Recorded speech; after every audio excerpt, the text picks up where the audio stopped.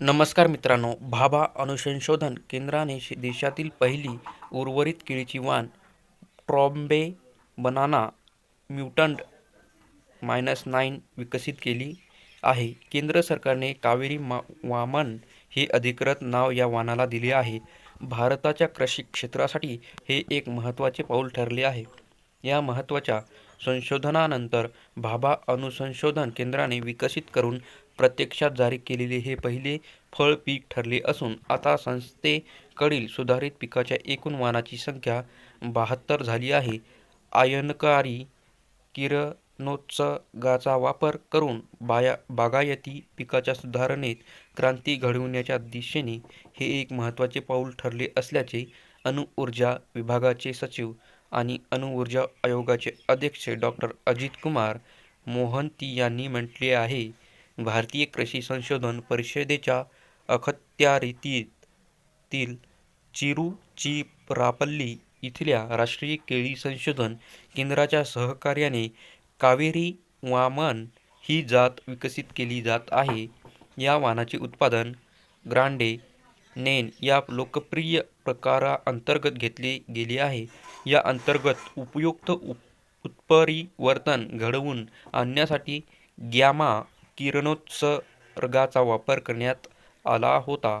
अनेक वर्षांच्या चाचणी आणि विस्तृत क्षेत्रीय चाचण्यांनंतर TBM-9 हा घटक उत्कृष्ट कृषी वैज्ञानिक गुणवत्तासाठी निवडला गेला होता.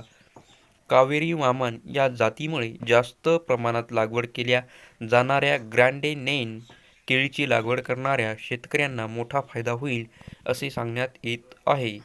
काय आहेत या वाणाची वैशिष्ट्ये बघूया. कावेरी वामन हे वाण आखूड उंचीचे असून यामुळे ते जमिनीवर लोळण घेत नाही, हा याचा मोठा फायदा आहे. केळीचे झाड उंच असल्यास, विशेषतः वादळी किनारपट्टीच्या प्रदेशात असल्यास ते जमिनीवर लोळत घेते. ही एक सामान्य समस्या बनते. मात्र हे वाण आखूड उंचीचे असल्याने त्याला लाकडी किंवा बांबूच्या आधाराची गरज उरत नाही. परिणामी लागवडीचा खर्चही लक्षणीयरित्या कमी होतो. हे नवीन वाण मूळ वाणापेक्षा 1.5 महिने लवकर परिपक्व होते, म्हणजे लवकर फळ पिकले जाते, ज्यामुळे कापणीचे चक्र जलद गतीने पूर्ण होते. इतक्या सुधारणा केल्यानंतरही या वाणाच्या फळामध्ये ग्रांडे नेनचीच चव आणि गुणवत्ता विषयक वैशिष्ट्ये कायम आहेत.